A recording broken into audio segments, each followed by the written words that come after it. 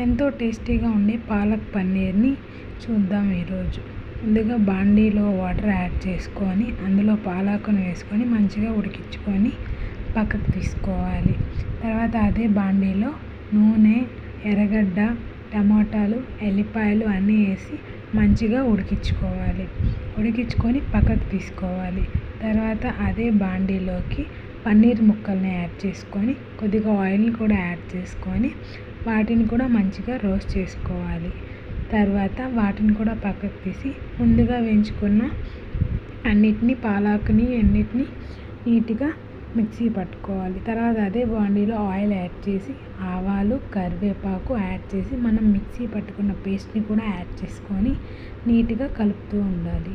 తర్వాత మూత పెట్టి ఒక 5 నిమిషాల తర్వాత మళ్ళీ నీట్గా యాడ్ చేసుకొని కొద్దిగా పసుపు, కారం అండ్ ధనియాల పొడి అన్నీ వేసి మంచిగా కలుపుకోవాలి. మంచిగా కలుపుకున్న తర్వాత అందులోకి కొద్దిగా పెరుగును కూడా యాడ్ చేసుకోవాలి.